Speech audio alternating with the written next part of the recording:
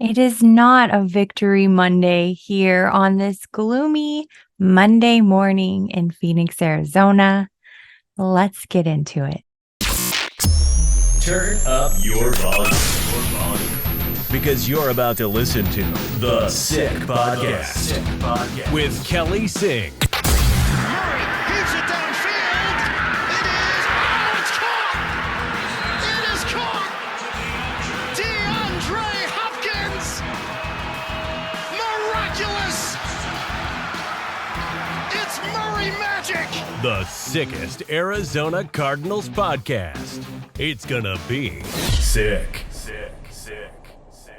Welcome back to the sickest Arizona Cardinals podcast. I'm your host, Kelly Singh, and it does not even feel like a victory Monday. Sometimes you have a loss and you're like, you know what? That's okay. I feel good about it still. That's not how it is this morning. There's no feeling good about this at all. I really think the Cardinals should have beat the Bengals. There was really only one person on Cincinnati that was breaking us, and it was JaMarr Chase. For some reason, we just could not keep him bottled up. And honestly, I think that was the main problem. We had 3 sacks on Joe Burrow, so obviously there was some pressure, but we could not seem to cover JaMarr Chase. He was everywhere. Not to mention that we had our own James Conner go out just before halftime with a knee injury, and he did not return to the game. We also had a defensive injury that I can't recall off the top of my head right now, but it was our safety. I believe it was the 3rd safety down the line. So that's a problem too. But really, the biggest problem, like I said, seemed to be keeping JaMarr Chase under wraps. Wasn't happening. One thing that I really did love about the game on Sunday versus the Bengals was we had a full house of Cardinals fans, which is exciting to see, especially in a season like this where we're not quite sure, what it's going to look like. But I think a lot of fans thought this was a winnable game, and so they wanted to be there to see it. However, it did not end up that way. Uh, uh. And I need to say this. Bengals fans, you are friendly. Everybody was friendly. The tailgate was fun. We were next to some Bengals fans parked in our tailgate space. However, that "Who Dey" shout during the game, great, do it. But do you know what is so annoying is shouting "Who Dey" for no reason at nobody, just out in the air. It became very apparent alcohol was involved. Following the game, we went over to the casino because it's right there and thought, you know what? It was a fun day, even though the Cardinals lost. Let's hang out. And there was a lot of partying happening with the out-of-towners, a lot of random shouts of "Who Dey" belligerently. I still love you, though, Cincinnati peeps. All of my immediate family, not all of my immediate family, but part of my immediate family lives in the Cincinnati area. I get it. They're happy. But man, that catchphrase for no reason, I don't know. I don't know if I could do that. Today, I also want to share with you just some stats. Here's a little bit on why the Cardinals could not seem to keep JaMarr Chase under wraps. He's just an amazing football player. He had 15 receptions for 192 yards and 3 touchdowns. He had an amazing game. The Bengals won 34-20. some records. JaMarr Chase, he's the first player in NFL history with multiple games of at least 10 receptions, 150 receiving yards, and 3 touchdowns in his first 3 career seasons. So obviously he's an amazing player. He's just 23 years old. He's nearly 24 years old here by the end of the year.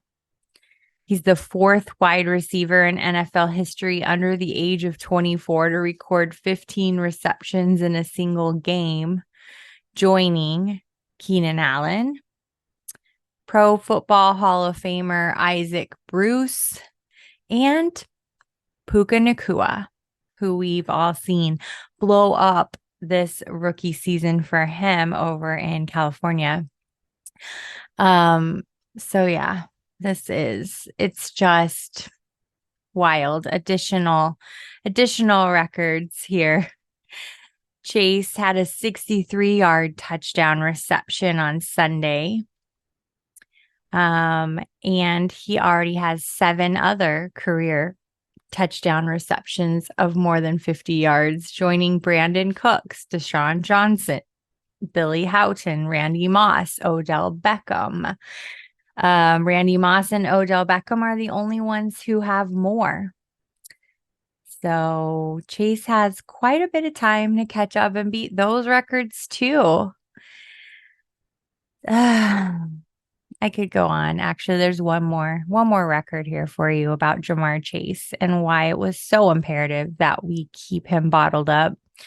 Chase, who has 212 career receptions. He reached 200 career receptions in his 34th career game. This ties him up with 4 other players who have done the same in NFL history: Odell Beckham, Michael Thomas, Jarvis Landry. So it is clear that JaMarr Chase is breaking all kinds of receiving records. So it is good for him on the career level, obviously, that the Bengals won, and hopefully for them, they would continue to win. It was a must win. We know that.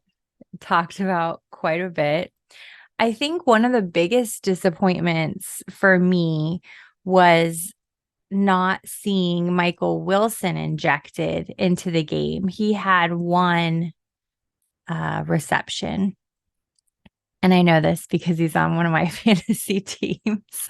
I actually felt like I hadn't heard his name the entire day. But when I went back and checked the stats, he did have a reception. So that's great, but wasn't like it was in week 4, obviously.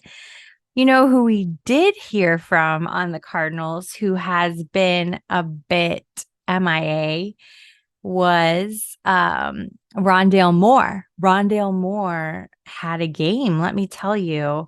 I was beginning to wonder where he was, because he is really such a talent and we need to see him being utilized. So this past week, Rondale Moore brought in 10.6 fantasy points, so that's great. He played 67% of the snaps. He had 5 targets, catching 3 of those 5 targets for 26 yards, 5.2 yards per reception, per touch. Sorry about that. He also had 3 rushing yards, totaling 50, 3 rushing attempts, totaling 50 yards. That's pretty impressive. 16.67 yards per carry. So 5 receiving targets, 3 rushing attempts. Rondale Moore definitely made an impact in the game, so that was fun to see. Marquise Brown had some key plays during the game. And that's always good to see too, because as you know, you get a little nervous when you have players that sometimes drop the ball at key moments. And he's one of those players, but he really did do well this week. Really stood up to his week 4 performance as well, playing in about the same amount of snaps, 94% last week, 91% of the snaps this week. He brought in 16.6 fantasy points in week 4, 16.10 fantasy points this week. I'm using Sleeper, by the way, if you're wondering where I'm getting my stats. He had 10 targets last week, 10 targets this week. But here's what I'm saying when we get nervous about catching key passes. That is not to say that the passes were good. We'd have to review every single one of them. But last week, out of 10, he caught 7 for 96 yards. This week, out of 10, he caught 4 for 61 yards. However, he did score a touchdown this week, so that would be the key play that we're talking about. So good on him for doing that. James Conner, on the other hand, like we mentioned, he went out he twisted his knee after a long run in the second quarter and did not return to the game, like I mentioned. Head coach Jonathan Gannon is saying that James Conner is feeling okay, but his status is still up in the air. The undrafted rookie, DeMercado, really stepped it up. And we can talk about that here in a second too. Prior to going out, James Conner had 6 rushing attempts compared to a whole game last week with 11. So 6 rushing attempts still in the first half for 46 yards, 7.6 yards per carry. I'm actually really impressed with that because from the stands, it felt as if they needed to try a different method. James Conner seemed to be getting really stopped, and we wanted to see more passing. I know from the stands, we were like talking about it, man, I wish we could see more passing because it seems like the rushing game is just really getting shut down. DeMercado really stepped up. He ended up having 10 rushing attempts for 45 yards and a touchdown. So that's fantastic for him. He also had 3 receiving targets where he caught one of them for 12 yards. So definitely we have a versatile team. However, this week it feels as if our defense is what really let us down. And I hate saying that because they've been really a formidable defense. They've put on more of a show than we ever thought they would. However, when we look at the game logs, we can see that the sacks were there, which was great, but overall, I don't know, even tackles were fine, but you can tell in the fantasy points when you start looking there. Week 1 versus Washington, 21 fantasy points, and then it was kind of downhill from there. Even the win over Dallas, 5 fantasy points. There were 5 fantasy points against Cincinnati this week. It just felt as if the strategy, maybe I need to rewind this now that I've looked at the numbers.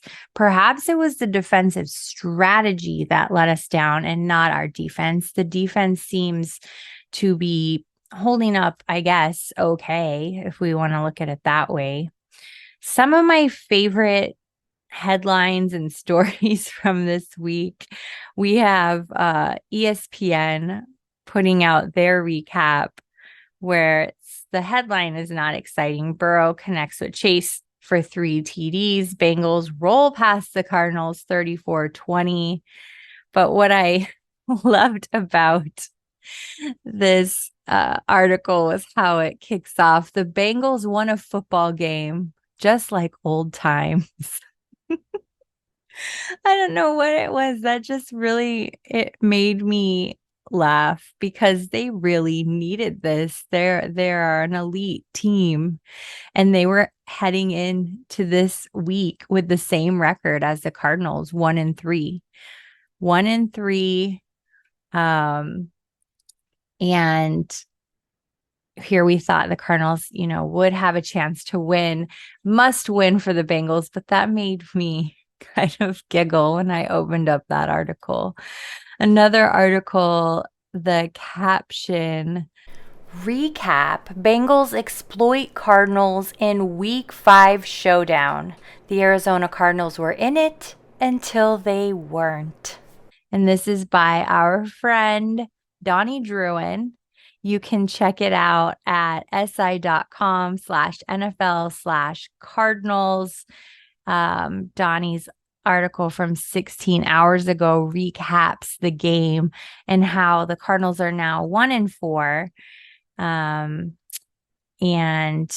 I do like how he does give us kind of the play-by-play, because initially, he's right. Initially, it was just a back and forth game. It was so close. It felt good until it wasn't, because as he highlights in his article, the Bengals found their rhythm and just kept going, and they never looked back.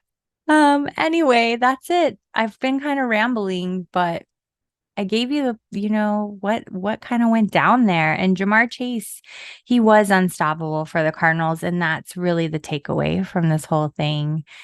And I hope we come back in week 6 healthy, ready to go. We'll see. Until later this week, I will be coming at you with a week 6 preview. We'll see if I can rope my buddy Donnie Druin into recording with me. It's always a good time. I know he's busy, but it's helpful to me. You can find me on the app formerly known as Twitter at Kelly in Phoenix.